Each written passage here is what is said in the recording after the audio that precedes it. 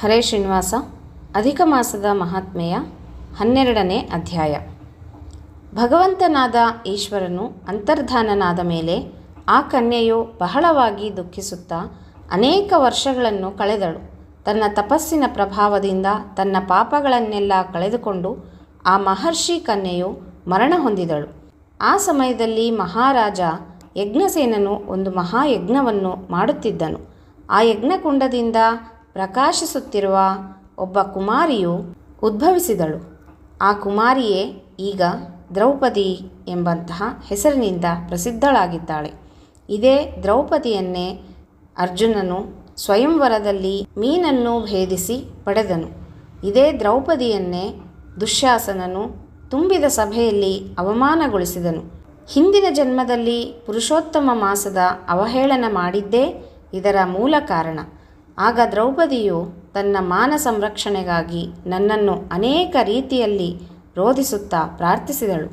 ಪುರುಷೋತ್ತಮ ಮಾಸದ ನಿಂದನೆ ಮಾಡಿದ ಕಾರಣ ನಾನು ಆಕೆಯನ್ನು ಸ್ವಲ್ಪ ಕಾಲ ಉಪೇಕ್ಷಿಸಿ ನಂತರ ಅಕ್ಷಯ ವಸ್ತ್ರವನ್ನು ಕರುಣಿಸಿದೆ.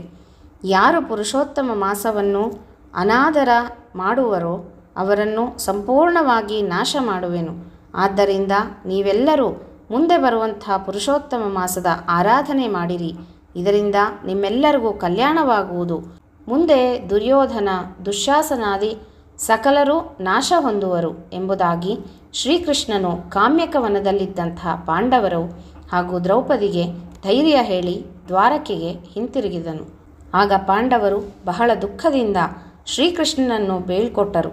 ನಂತರ ಧರ್ಮರಾಜನು ತನ್ನ ತಮ್ಮಂದಿರು ಹಾಗೂ ದ್ರೌಪದಿಯ ಸಹಿತ ಅನೇಕ ತೀರ್ಥಕ್ಷೇತ್ರಗಳನ್ನು ಸಂದರ್ಶಿಸಿ ಪುರುಷೋತ್ತಮ ಮಾಸದ ಆಗಮನವನ್ನೇ ಕಾಯುತ್ತಿದ್ದನು.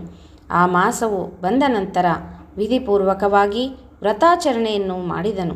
14 ವರ್ಷಗಳ ನಂತರ ಈ ವ್ರತಾಚರಣೆಯ ಪ್ರಭಾವ ಹಾಗೂ ಶ್ರೀಕೃಷ್ಣನ ಕೃಪೆಯಿಂದ ಕೌರವರನ್ನು ನಾಶ ಮಾಡಿ ತಮ್ಮ ರಾಜ್ಯವನ್ನು ಪಡೆದರು. ಹೀಗೆ ಈ ಪುರುಷೋತ್ತಮ ಮಾಸದ ಮಹಾತ್ಮೆಯನ್ನು ವರ್ಣಿಸಲು ಯಾರಿಂದಲೂ ಸಾಧ್ಯವಿಲ್ಲ.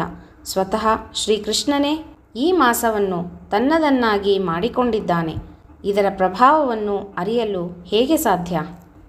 ಸ್ವತಃ ಶ್ರೀಕೃಷ್ಣನೇ ಈ ಮಾಸವನ್ನು ತನ್ನದನ್ನಾಗಿ ಮಾಡಿಕೊಂಡಿದ್ದಾನೆಂದರೆ ಇದರ ಪ್ರಭಾವವನ್ನು ಅರಿಯಲು ಹೇಗೆ ಸಾಧ್ಯ ಎಂಬಲ್ಲಿಗೆ ಪುರುಷೋತ್ತಮ ಮಾಸ ಮಹಾತ್ಮೆಯ 12ನೇ ಅಧ್ಯಾಯ ಸಂಪೂರ್ಣವಾಯಿತು. ಶ್ರೀಕೃಷ್ಣ ಅರ್ಪಣಮಸ್ತು.